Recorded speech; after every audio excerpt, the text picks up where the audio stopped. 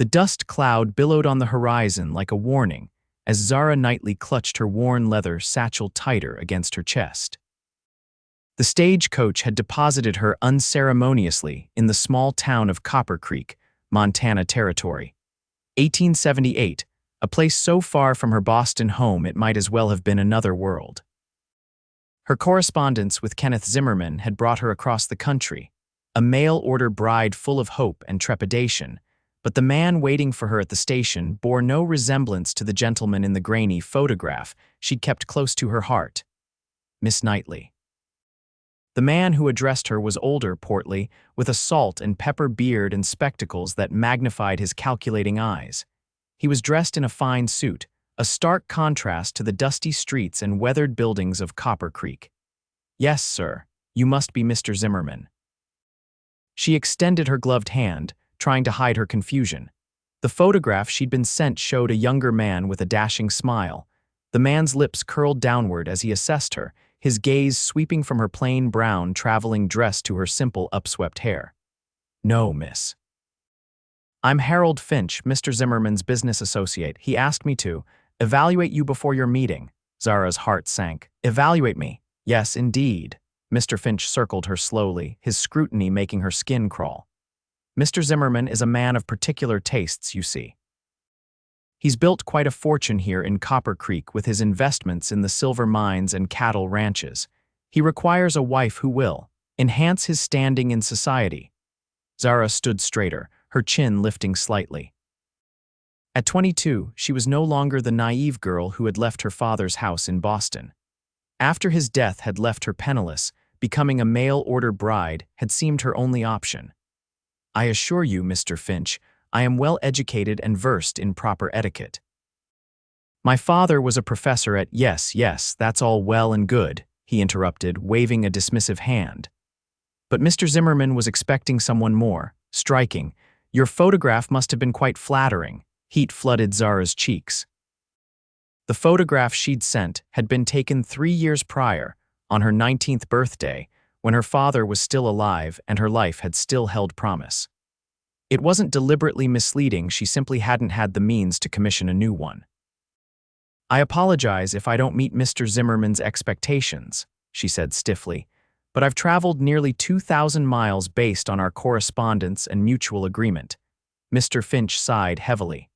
"I'm afraid Mr. Zimmerman will be disappointed. He specifically requested a bride who would turn heads. You're rather plain, Miss Knightley, serviceable perhaps, but hardly the beauty he described in his letters." The words stung more than Zara wanted to admit. She'd never considered herself a beauty, with her unremarkable brown hair and hazel eyes, but to be dismissed before even meeting her intended husband was humiliating. "Perhaps I should speak with Mr. Zimmerman directly," she suggested, struggling to maintain her composure. "That won't be necessary." Mr. Finch checked his pocket watch. "He's already made his decision based on my assessment. He's prepared to provide return fare to Boston as compensation for your inconvenience." "But I have nothing to return to," Zara protested, panic rising in her throat. Her father's debts had claimed their modest home, and she'd spent her last savings on this journey west. That's hardly Mr. Zimmerman's concern. Finch produced an envelope from his breast pocket. "Here's enough for your return journey and a week's lodging while you make arrangements. The Silver Spur Inn down the street has reasonable rates." Zara took the envelope numbly, her fingers trembling. "May I at least have the courtesy of meeting the man who's rejecting me sight unseen?" Finch's expression hardened. "Mr. Zimmerman is a busy man, miss. He's actually departed this morning for business in Helena. He'll return in a fortnight, by which time he expects you'll be gone." He tipped his hat. "Good day, Miss Knightley." Before she could respond, he turned on his heel and strode away, leaving her alone on the dusty street with her single trunk and shattered dreams. Zara blinked back tears, determined not to break down in public. The shame burned through her like wildfire. Rejected for being too plain, the words echoed in her mind, each repetition a fresh wound. She stood there for what felt like hours, but was likely only minutes, watching townsfolk go about their business, casting curious glances her way. Finally, gathering what remained of her dignity, she picked up her trunk and made her way toward the Silver Spur Inn. The inn was a 2-story wooden structure with a wide porch and swinging doors. As she approached, the doors burst open, and a man staggered backward onto the porch, propelled by what appeared to be a forceful shove from inside. He lost his balance, tumbling down the steps and landing unceremoniously in the dirt at Zara's feet. "And stay out until you can pay your tab, Zimmerman," bellowed a voice from within. Zara froze. "Zimmerman?" She stared down at the man who was now groaning and attempting to right himself. He was tall and lean, with sandy brown hair that fell across his forehead and a week's worth of stubble on his jaw. His clothes were worn but clean: a simple cotton shirt, leather vest, and denim trousers tucked into scuffed boots. He looked nothing like the prosperous businessman Harold Finch had described. The man finally managed to sit up, rubbing his jaw. His eyes, a startling blue against his sun-bronzed skin, met Zara's, and he winced, whether from pain or embarrassment she couldn't tell. "Madam," he said, tipping an imaginary hat since his actual one lay in the dirt several feet away. "Not my finest moment, I admit. Are you Kenneth Zimmerman?" Zara asked, her voice barely above a whisper. Surprise flickered across his face. "No, madam, that'd be my cousin. I'm Keaton Zimmerman." He got to his feet, brushing dust from his clothes. "Most folks just call me Keat."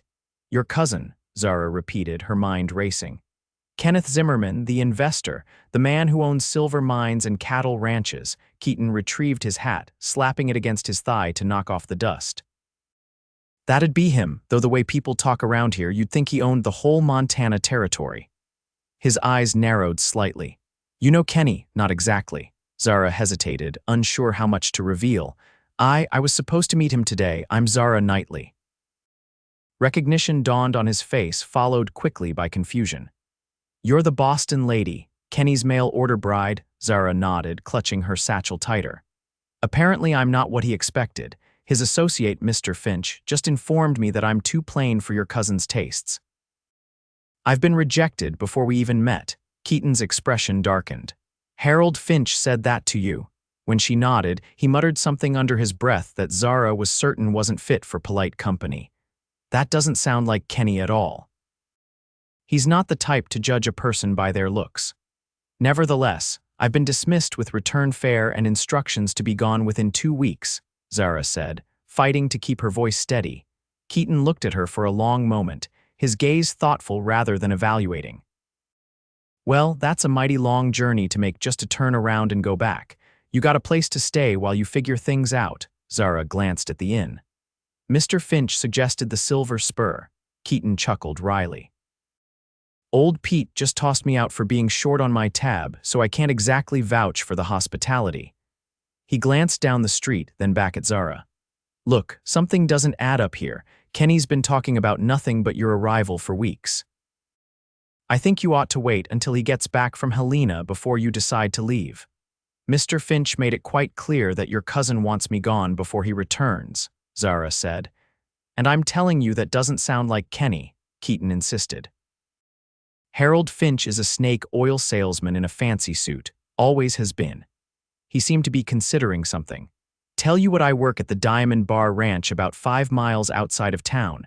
The owner, Mrs. Turner, is always looking for help with the house and her young'uns. I could put in a word for you, give you a place to stay until Kenny gets back." Zara hesitated. She knew nothing about this man except that he'd just been thrown out of a saloon for not paying his bill. "Why would you help me?" Keaton's gaze met hers directly. "Because no decent man lets a lady get treated the way you've been treated today, especially not one who's traveled so far on good faith." A small smile played at the corner of his mouth.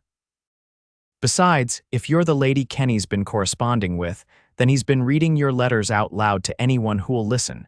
He thinks you're the smartest woman this side of the Mississippi." Despite everything, Zara felt a blush warm her cheeks. "You're very kind, Mr. Zimmerman." "Keat," he corrected. "And I'm not being kind, just decent." He reached for her trunk. "May I?" After a moment's hesitation, Zara nodded. Whatever lay ahead, it couldn't be worse than the humiliation she'd just endured or the prospect of returning to Boston with nothing and no one waiting for her. "Thank you," she said softly. Keaton hefted her trunk with surprising ease. Don't thank me yet, Miss Knightley. The Diamond Bar isn't exactly the fancy place Kenny's built in town. It's honest work and a roof over your head, but not much more than that. Please call me Zara, she said. And after today, honest work and a roof sound like paradise. Keaton's smile reached his eyes this time, crinkling the corners. Well then, Zara, let's see about getting you that paradise. The Diamond Bar Ranch sat nestled in a valley surrounded by rolling hills dotted with pine and aspen. As they approached in Keaton's weathered wagon, Zara could see a sprawling main house, a large barn, several outbuildings, and corrals filled with horses. Cattle grazed on the hillsides, small dark shapes against the green and gold landscape. It's beautiful, Zara murmured, taking in the panoramic view. The long journey from town had been filled with Keaton pointing out landmarks and sharing stories about the area, his easy manner gradually putting her at ease. Wait till winter, Keaton said with a chuckle. Snow up to your waist and wind that cuts like a knife. But come spring, there's no prettier place on earth. As they drew closer, Zara noticed a woman standing on the porch of the main house, shading her eyes against the late afternoon sun. She was middle-aged with silver streaking her dark hair, dressed practically in a long skirt and simple blouse with a leather vest not unlike Keaton's. That's Mrs. Turner, Keaton explained. Don't let her fool you, she runs this place with an iron fist in a velvet glove. Her husband passed on 3 years back, but she's kept the ranch going and even expanded it. She sounds remarkable, Zara said, unconsciously smoothing her travel-wrinkled dress. That she is, Keaton agreed as he guided the wagon into the yard. Best boss I ever had, too, Mrs. Turner approached as Keaton brought the wagon to a stop. Zimmerman, you're late, she called, though her tone held more amusement than censure. Her gaze shifted to Zara. And you've brought company. Keaton jumped down from the wagon and offered a hand to help Zara descend. Mrs. Turner, this is Miss Zara Knightley. She came all the way from Boston to marry my cousin Kenny, but there's been some kind of misunderstanding with Harold Finch. Mrs. Turner's eyebrows rose. Harold Finch, she repeated, her voice flat with distaste. That explains plenty. She gave Zara an appraising look, but unlike Mr. Finch's calculating assessment, her gaze was warm and thoughtful. Welcome to the Diamond Bar, Miss Knightley. Any woman who's traveled this far on her own has got more gumption than most of the men around these parts. Thank you, Mrs. Turner, Zara said, grateful for the kind welcome. I apologize for arriving unannounced. Mr. Zimmerman suggested you might be in need of household help. Keaton's got a good heart, even if his timing is questionable, Mrs. Turner said, shooting him a look that was half exasperation, half fondness. As it happens, my housekeeper left last month to get married, and I've got 3 children under 12 running wild. If you don't mind hard work and occasional chaos, I could use the help. I'm not afraid of hard work, Zara assured her, and I was a teacher's assistant at my father's school in Boston, so I'm quite accustomed to children. Mrs. Turner smiled for the first time, transforming her weathered face. A teacher, you say? Even better. My youngest 2 are in desperate need of schooling and the town's too far for daily trips. I'd be happy to tutor them, Zara offered, a spark of excitement kindling inside her. Perhaps this unexpected detour might prove fortunate after all. Excellent. We'll discuss terms over supper, Mrs. Turner turned to Keaton. Zimmerman, take Miss Knightley's things to the guest room in the east wing, then see to those fence posts in the south pasture before dark. Yes, madam, Keaton said, touching the brim of his hat. He hefted Zara's trunk again and headed toward the house, Mrs. Turner linked her arm through Zara's. Come along, my dear. I suspect you have quite a story to tell, and I want to hear every detail before my monsters, I mean children, discover you've arrived. As they walked toward the house, Zara glanced over her shoulder at Keaton's retreating form. He must have sensed her gaze because he turned slightly, offering a quick smile and a nod that somehow conveyed both encouragement and a promise that things would work out. For the first time since arriving in Copper Creek, Zara felt a flutter of hope. The next 2 weeks passed in a blur of activity as Zara settled into life at the Diamond Bar. Mrs. Turner, call me Margaret, dear, had 3 children, Thomas, age 12, Emma, age 8, and William, age 6. All three were bright and curious, but had been running wild since their father's death and their previous housekeeper's departure. Zara quickly established a routine, spending mornings on household duties and afternoons teaching the children. She discovered that Thomas had a gift for mathematics, Emma loved poetry, and little William could absorb historical facts like a sponge. Their mother watched their progress with quiet pride, often joining them for lessons when her ranch duties permitted. Keaton was a constant presence, though his duties kept him busy from sunrise to sunset. He worked as the ranch foreman, overseeing the other hands and handling everything from breaking horses to repairing fences. Despite his responsibilities, he always found time to check on Zara, bringing her wildflowers he'd found while riding the range or stopping by the schoolroom to listen to the children's recitations. One evening, about 10 days after Zara's arrival, she sat on the porch watching the sunset paint the western sky in brilliant oranges and pinks. The children had been put to bed, and Margaret was reviewing the ranch accounts in her office. The day had been warm, but a cool breeze now whispered through the aspen trees surrounding the house. "Room for one more," Keaton's voice came from behind her. Zara turned to find him standing in the doorway, hat in hand. He'd clearly just washed up for the evening, his hair was damp at the temples, and he smelled faintly of soap rather than horses and leather. "Of course," she said, gesturing to the empty rocking chair beside hers. Keaton settled into the chair with a contented sigh. "Nothing beats a Montana sunset," he mused, stretching his long legs out in front of him. "It's breathtaking," Zara agreed. "In Boston, the buildings block most of the horizon. I've never seen skies like these." They sat in companionable silence for a few minutes, rocking gently as the colors deepened across the sky. Zara found herself sneaking glances at Keaton's profile, admiring the strong line of his jaw and the way the fading light caught in his hair. "Kenny gets back tomorrow," Keaton said finally, his voice quiet. Zara's heart skipped a beat. With all that had happened since her arrival, she'd almost forgotten the reason she'd come to Montana in the first place. "Oh yes, I suppose it has been nearly 2 weeks. I sent him a telegram in Helena, told him about what happened with Finch," Keaton continued, his expression unreadable in the gathering dusk. "Figured he should know before he got back." "What did he say?" Zara asked, unable to mask the anxiety in her voice. Keaton shifted in his chair. "He didn't reply. Telegraph office in Helena said he'd already left." He paused. "Are you going to meet with him when he returns?" Zara considered the question carefully. She'd come all this way to marry Kenneth Zimmerman, had exchanged months of letters with him, sharing hopes and dreams and building what she thought was a genuine connection. But the revelation that he might have rejected her based solely on her appearance had shaken her confidence. "I don't know," she admitted. "Part of me wants an explanation, but another part is happy here," Keaton finished for her when she trailed off. Zara looked at him in surprise. "Yes, how did you know?" Keaton's smile was gentle. "Because I've seen you these past days. You've bloomed like one of those wildflowers that pop up after a spring rain. The children adore you, Margaret thinks you hung the moon, and you've brought life back to this house in a way I haven't seen since Mr. Turner passed." "I've always loved teaching," Zara said softly. "In Boston, it was just a way to help my father make ends meet. Here, I feel like I'm making a real difference." "You are," Keaton assured her. He hesitated, then added, "Whatever you decide about Kenny, you should know you've got a place here. Margaret told me she'd keep you on permanently if you want to stay." The offer touched Zara deeply. "She's mentioned the same to me. It's incredibly generous." "It's not generosity, it's good sense. You're exactly what this place needed." Keaton's voice dropped slightly. "What we all needed."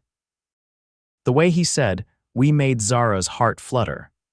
Over the past 10 days, she'd found herself increasingly drawn to Keaton. His kindness, his easy laugh, the gentle way he handled the children, and the respect he showed to everyone around him from Margaret Turner down to the youngest ranch hand, spoke of a character far deeper than his cousin's associate had been willing to acknowledge. "Thank you for bringing me here," Zara said. "I don't know what would have happened if you hadn't been there that day." Keaton reached across the space between their chairs, his hand covering hers for a brief, heart-stopping moment. "I'm glad I was." He withdrew his hand and stood up. I'd better turn in. Early start tomorrow. We're moving cattle to the north pasture. Good night, Keaton, Zara said, suddenly reluctant to see him go. He paused at the door. For what it's worth, Zara, I think my cousin's a fool if he let Harold Finch make up his mind for him. His eyes, shadowed in the dimming light, held hers. Because from where I'm standing, there's nothing plain about you at all. Before she could respond, he disappeared into the house, leaving Zara with a warmth in her chest that had nothing to do with the lingering heat of the day. The next morning dawned clear and bright, the kind of perfect summer day that seemed to stretch endlessly before her. Zara rose early, helping Margaret prepare breakfast for the ranch hands before they headed out for their day's work. Keaton was among them, tipping his hat to her as he left with only a quick smile to acknowledge their conversation from the night before. After breakfast, Zara set about her morning chores, then gathered the children for their lessons. They were in the midst of a geography lesson, with Thomas helping his siblings locate various states on a large map of America, when the sound of an approaching carriage drew their attention. "Someone's coming," Emma exclaimed, abandoning the map to rush to the window. "It's a fancy carriage, Miss Knightley." Zara joined the children at the window. Indeed, a polished black carriage pulled by two matching bay horses was coming up the drive. It was an expensive conveyance, out of place among the practical wagons and work horses of the Diamond Bar. "Go find your mother," Zara told Thomas. "Tell her we have visitors." As Thomas darted off to find Margaret, Zara straightened her simple blue dress and checked that her hair was secure in its pins. Something told her this was no ordinary visitor. She was proven right moments later when the carriage came to a stop in front of the house. The driver, dressed in a neat black suit, hopped down to open the door. A man emerged, tall and broad-shouldered, dressed in an expensive tailored suit that marked him as a man of means. His sandy hair was neatly trimmed, his beard meticulously groomed. Though she'd never met him, Zara knew immediately who he was. The resemblance to Keaton was unmistakable. Kenneth Zimmerman had arrived at the Diamond Bar. Margaret appeared beside Zara, placing a reassuring hand on her arm. "That'll be your intended, I reckon," she said quietly. "It appears so," Zara replied, her throat suddenly dry. "You don't have to see him if you don't want to," Margaret offered. "I can send him on his way." Zara shook her head. "No, I should hear what he has to say." She turned to Emma and William, who were watching the scene with wide-eyed curiosity. "Children, why don't you read the next chapter in your history book while I speak with our visitor?" The children reluctantly returned to their studies as Zara and Margaret stepped onto the porch. Kenneth Zimmerman was already ascending the steps, hat in hand, his expression a mixture of determination and something else Zara couldn't quite identify. "Mrs. Turner," he greeted Margaret with a polite nod before his gaze settled on Zara. "Miss Knightley, I presume." "Mr. Zimmerman," Zara acknowledged, keeping her voice steady despite the thundering of her heart. "I'll leave you two to talk," Margaret said, though her tone made it clear she wasn't going far in case Zara needed her. "Mr. Zimmerman, you're welcome to use the front parlor for your discussion." Kenneth thanked her, and moments later, Zara found herself seated across from him in Margaret's comfortable but modest parlor. Up close, she could see even more clearly the similarities between the cousins, the same blue eyes, though Kenneth seemed cooler, more calculating. The same strong jawline, though Kenneth's was clean-shaven where Keaton's usually sported stubble. "I received a rather unusual telegram from my cousin," Kenneth began without preamble. "He claims that Harold Finch intercepted you upon your arrival and sent you away on my behalf." "That's correct," Zara confirmed, her hands folded tightly in her lap. "Mr. Finch told me I was too plain for your tastes and that you wished me to return to Boston before your return from Helena."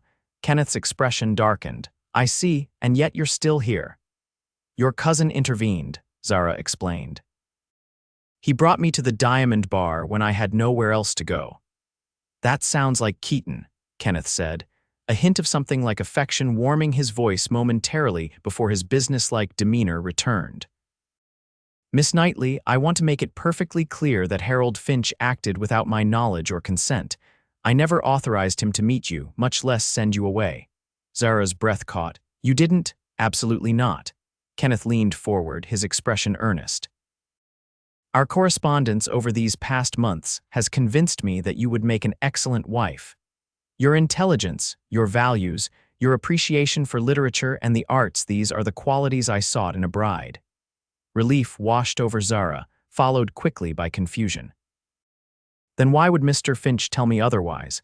He specifically said I wasn't striking enough to enhance your standing in society. Kenneth's mouth tightened. Harold Finch has his own agenda. He's been trying to persuade me to court his niece for months. He shook his head in disgust. I suspect he saw an opportunity to eliminate the competition, so to speak. I see, Zara said quietly, absorbing this information. It made sense, the calculated cruelty, the immediate dismissal without allowing her to meet Kenneth. What happens now? Kenneth straightened, adjusting his cuffs in a gesture that spoke of his discomfort with emotional matters. I came here to honor our agreement, Miss Knightley. The house I mentioned in my letters is ready for occupation. I've made all the arrangements for our wedding, which can take place as soon as next week if that suits you.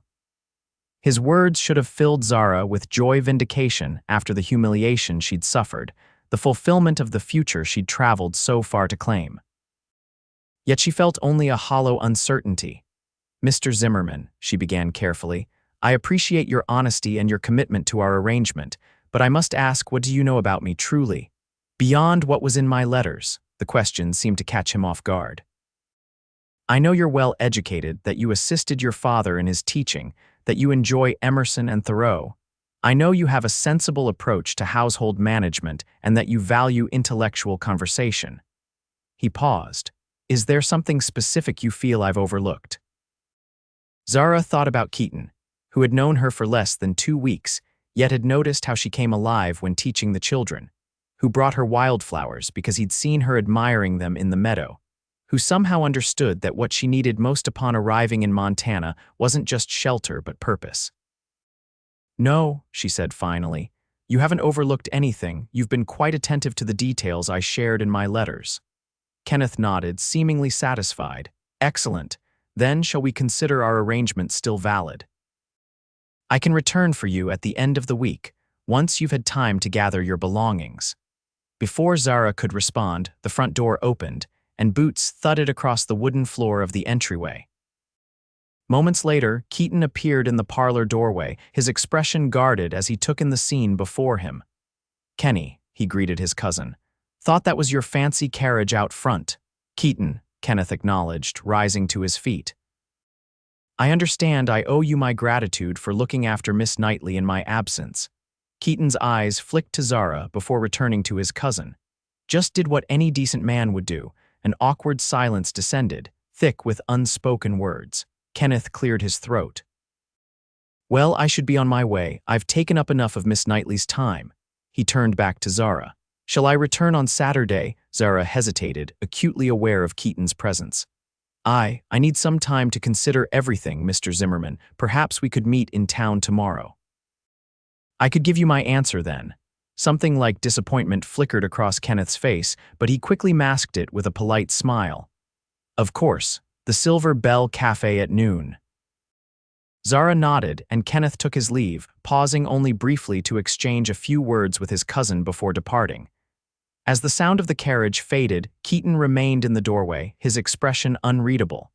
So, he said finally, Kenny explained things. Yes, Zara confirmed. It seems Mr. Finch took it upon himself to send me away. Kenneth knew nothing about it. Keaton nodded slowly. Figured as much. Finch has been trying to push his niece on Kenny for ages. Pretty little thing, but about as deep as a mud puddle after a light rain. He hesitated. Guess you'll be heading to town with him then. Kenny builds fine houses. The resignation in his voice made Zara's heart ache. I told him I needed time to think, that I'd give him my answer tomorrow. Hope flashed in Keaton's eyes before he carefully banked it. Any particular reason you're hesitating? Seems like Kenny's offering everything you came west for. Zara moved closer to him, close enough to see the flecks of gray in his blue eyes. Because in the past 2 weeks, I've discovered something I never expected to find. A place where I'm valued not just for what I write in letters, but for who I am every day. Children who light up when they see me. Work that fulfills me. She took a deep breath. And a man who saw me truly saw me from the very first moment, when I was standing in the dust with my dreams in pieces around me. Keaton's breath caught audibly. Zara, you never once looked at me and saw plain, she continued, her voice gaining strength. Even covered in travel dust, even in my simplest dress, you looked at me and saw a person worth knowing. Because that's what you are, Keaton said softly, reaching out to take her hands in his. From the moment I met you, all I could see was how your eyes light up when you talk about books, how your whole face changes when you laugh, how you really listen when people speak to you. His grip tightened slightly. There's nothing plain about a woman like that. Zara's heart soared at his words. Then you wouldn't mind if I told your cousin tomorrow that I can't marry him. A slow, radiant smile spread across Keaton's face. Mind. Zara, I've been trying to figure out how to tell you I'm falling in love with you without sounding like I'm trying to steal my cousin's bride. He brought one of her hands to his lips, pressing a gentle kiss to her knuckles. I reckon that'd be the best news I've heard since you stepped off that stagecoach. There's no guarantee Kenneth will understand, Zara warned. He might be hurt or angry, Keaton shrugged. Kenny's a businessman at heart. He'll be disappointed, but he'll understand that agreements sometimes fall through. Besides, he added with a wry smile, I think he was more in love with your letters than with you. He wanted a wife who could discuss philosophy and manage his household. You deserve someone who wants all of you, your mind, your heart, your smile first thing in the morning and your voice when you're reading to the children. Zara felt tears welling in her eyes, but they were tears of joy rather than sorrow. And do you want all of that? That and more, Keaton assured her, his voice husky with emotion. I want to build a life with you, Zara Knightley. Not in some fancy house in town, but right here at the Diamond Bar, if that suits you. Margaret's already offered me the old foreman's cabin, said it's high time I had a place of my own instead of bunking with the hands. It's small, but I could fix it up real nice. Add on to it as needed. It sounds perfect, Zara whispered, her heart full to bursting. Keaton cupped her face gently in his calloused hands. May I kiss you, Zara? I've been wanting to since about 5 minutes after I met you. In answer, Zara rose on her tiptoes, closing the distance between them. Their lips met in a kiss that was both tender and full of promise, a beginning rather than an ending. When they finally parted, breathless and smiling, a small voice from the doorway made them both jump. Are you going to marry Mr. Keaton now instead of his cousin? Emma asked, her young face alight with curiosity and hope. Behind her, Thomas and William peered around the doorframe, equally interested in the answer. Zara and Keaton exchanged glances, then burst into laughter. That's the plan, Keaton told the children, his arm slipping comfortably around Zara's waist. If she'll have me. I will, Zara confirmed, leaning into his embrace. I most definitely will. The next day, Zara met Kenneth at the Silver Bell Cafe as promised. They sat at a small table near the window, sunlight streaming in to illuminate the simple but clean establishment. Kenneth had ordered coffee for both of them, along with a plate of the cafe's renowned apple tarts. You look well, Kenneth observed as Zara settled across from him. Country living seems to agree with you. It does, Zara agreed. I've found the work at the Diamond Bar very rewarding. Kenneth nodded, his fingers tapping thoughtfully against his coffee cup. I suspect I know why you wanted to meet today, Miss Knightley. Zara took a deep breath. Mr. Zimmerman, I want to thank you for your honesty yesterday and for your continued interest in our arrangement despite Mr. Finch's interference. But, Kenneth prompted, his expression resigned rather than angry. But I cannot in good conscience proceed with our marriage, Zara said gently. Over these past weeks, I've realized that what I'm seeking in life in a husband is different from what I believed when I agreed to come west. Kenneth studied her for a long moment. It's Keaton, isn't it? I saw the way he looked at you yesterday, the way you looked at him. Zara didn't deny it. Yes, though I want you to know that nothing improper happened between us until after you and I spoke yesterday. I believe you, Kenneth said, surprising her. Keaton's many things stubborn, occasionally reckless, too idealistic for his own good, but he's a man of honor, he sighed. And he's always had an eye for value where others see only the surface. What do you mean? Zara asked. Kenneth's smile was tinged with self-deprecation. Harold Finch told me you were plain, you know. When I confronted him about sending you away, he tried to justify it by saying he'd saved me from a wife who wouldn't enhance my social standing. He shook his head. I was furious, of course, but part of me wondered if he might have had a point if perhaps the photograph you sent had been misleading. Zara tensed, but Kenneth held up a hand.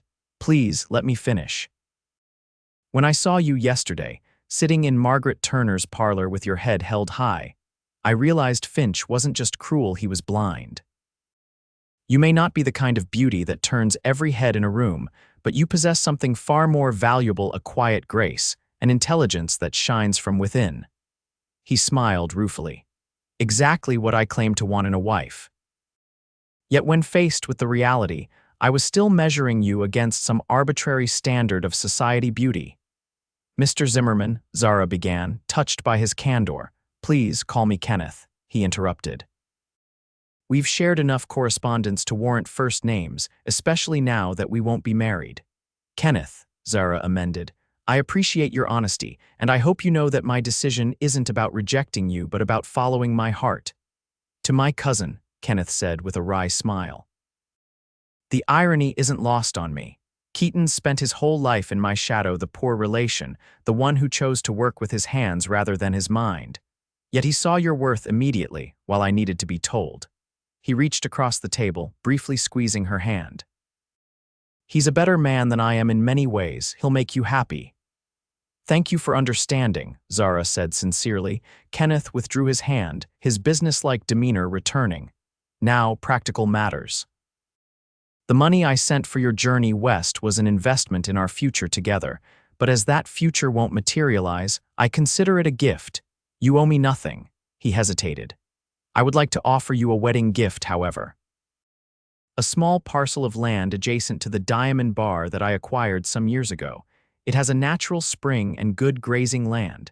Keaton knows the spot we used to fish there as boys. Zara was stunned by his generosity. Kenneth, that's far too generous. I couldn't possibly, please, he said firmly. Consider it my contribution to your happiness and my cousin's future. Keaton's worked for others his entire life. It's time he had something of his own to build on. His smile turned genuine. Besides, it's good business. The Diamond Bar will flourish with that additional water source, and Margaret Turner has been trying to buy it from me for years. After a moment's hesitation, Zara nodded. Thank you. I know Keaton will be deeply grateful, as am I. As they finished their coffee, Kenneth asked about her plans. Zara explained that she would continue teaching the Turner children and helping with the household, while Keaton worked on renovating the old foreman's cabin for their future home.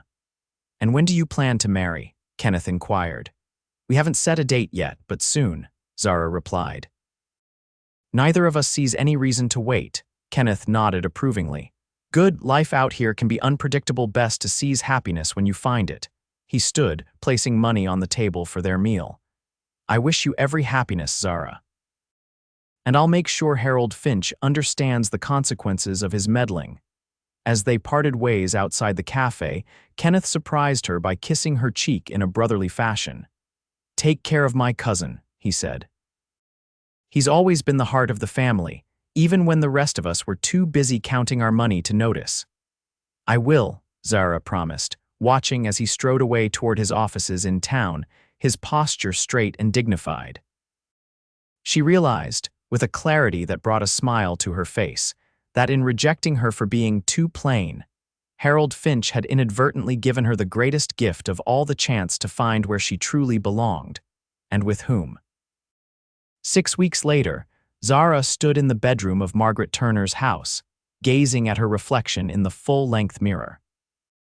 Her wedding dress wasn't the elaborate silk and lace creation she might once have envisioned, but a simple gown of ivory cotton with delicate embroidery around the collar and cuffs work she and Margaret had done together during evening sewing sessions.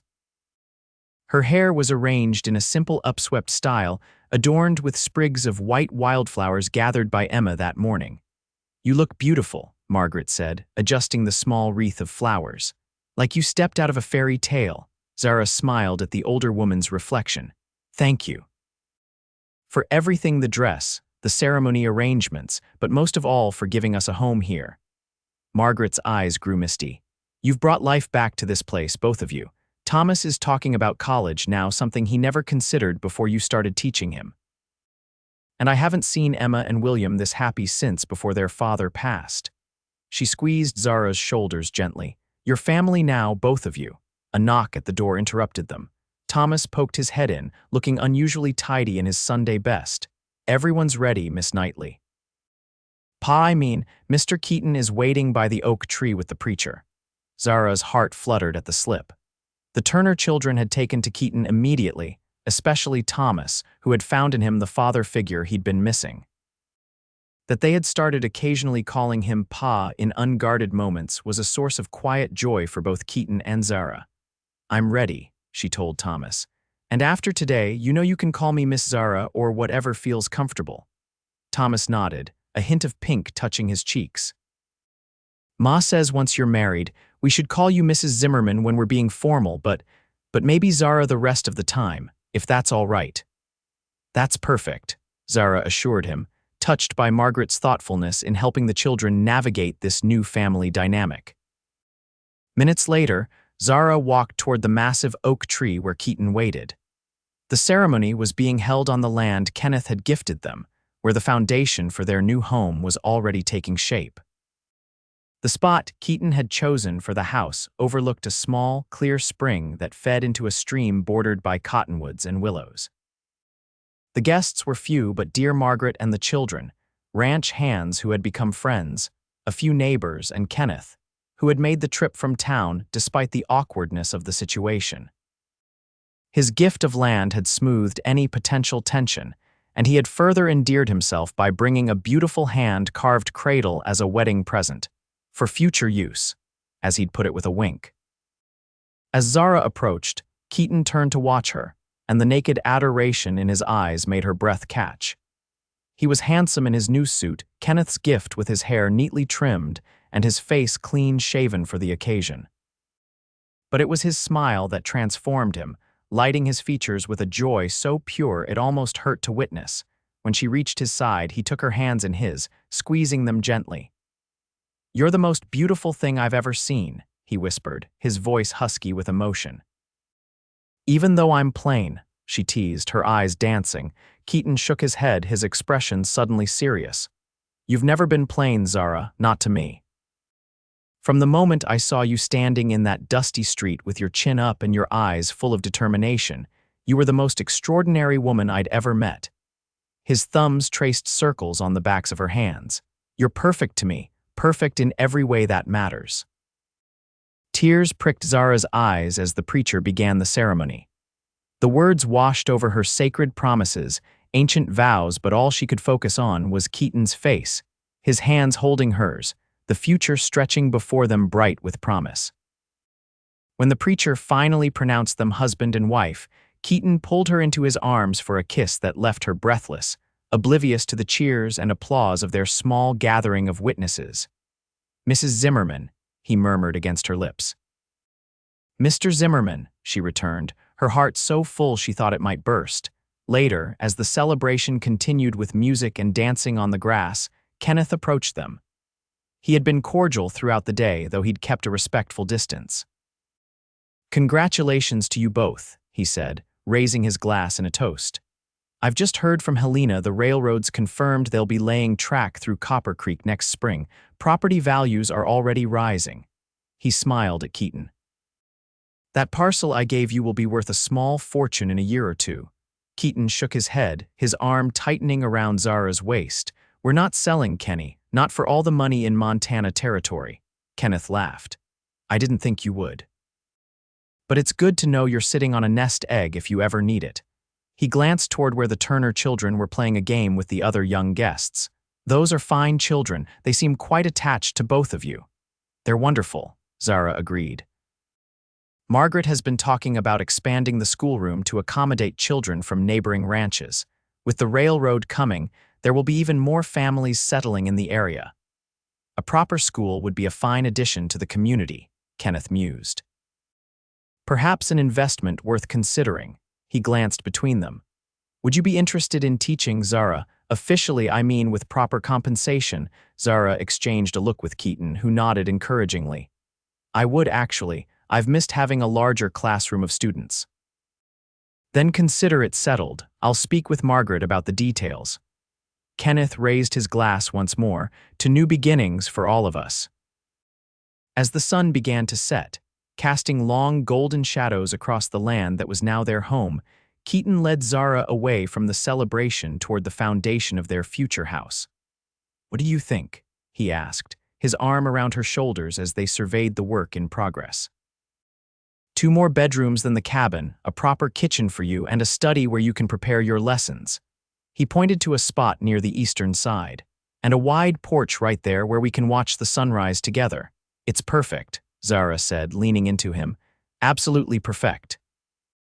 Keaton turned her in his arms, his expression suddenly vulnerable. Are you happy, Zara? Truly happy? This isn't the life you came west expecting, no fine house in town, no society connections. Zara reached up to touch his face, tracing the line of his jaw with gentle fingers. This is better than anything I could have imagined. I came west looking for security, for a place to belong. She smiled up at him, her heart in her eyes.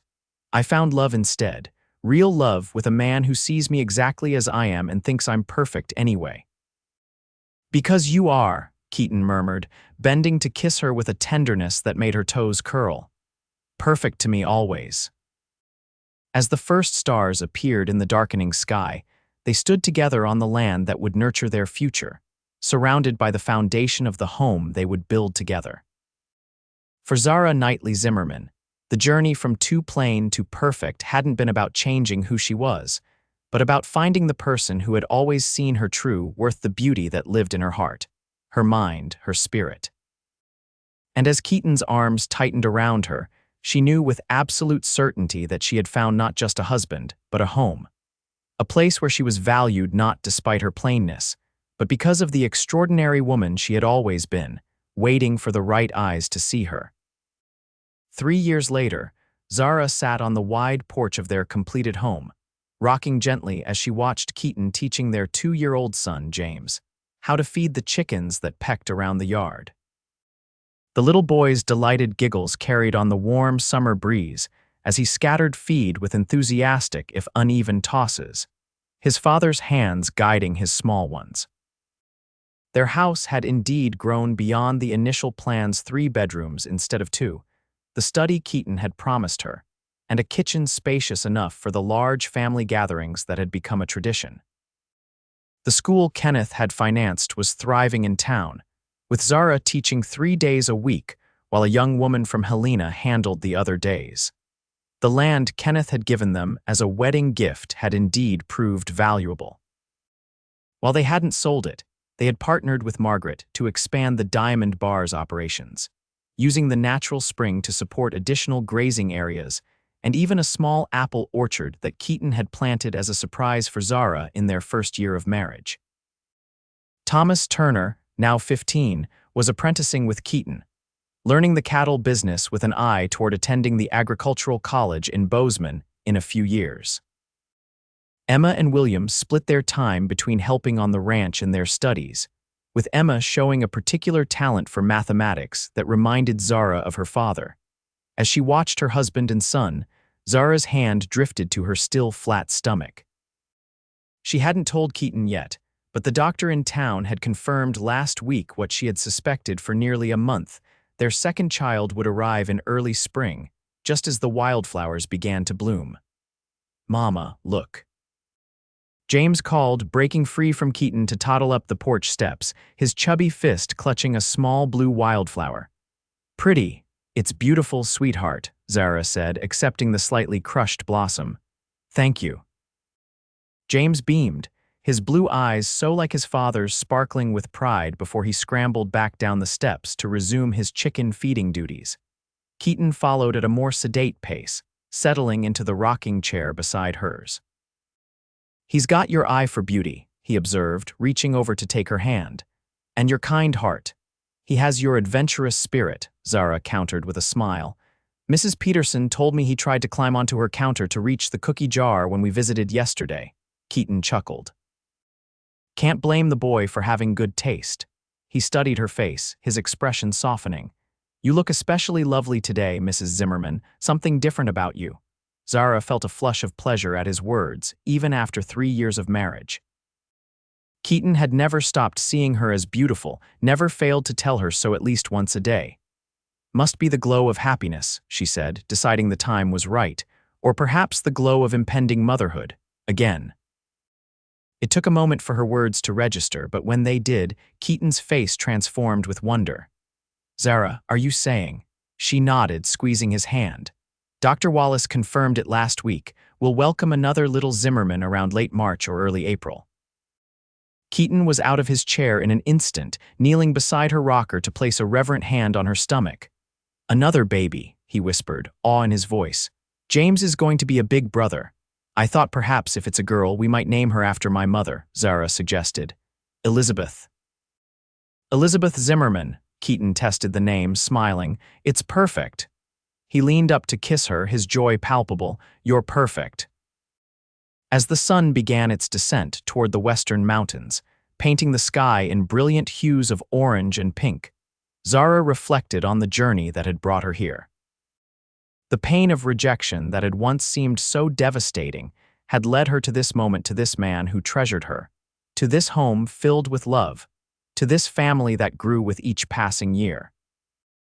Penny for your thoughts, Keaton said, rising to lean against the porch railing, his tall frame silhouetted against the sunset.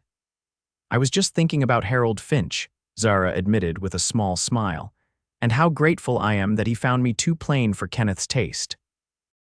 Keaton's laugh was rich and warm. Well, I hear he got his comeuppance. Kenny fired him after what happened with you, and last I heard, he was working as a clerk in some mining office up in Helena. He shook his head.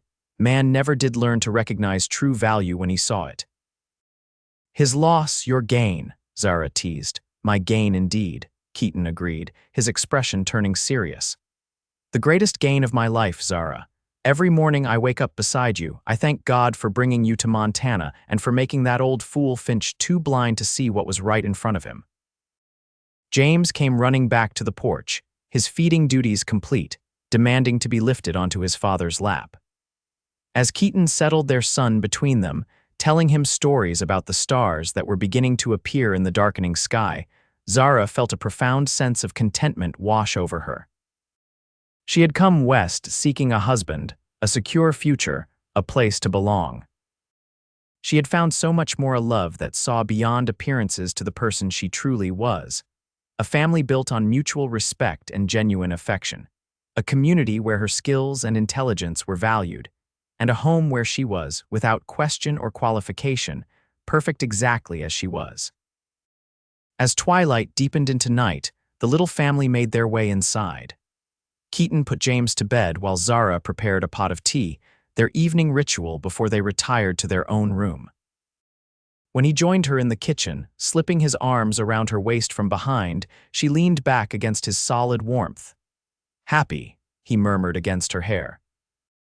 Perfectly, she answered, turning in his embrace to face the man who had taught her the true meaning of being seen, of being valued, of being loved.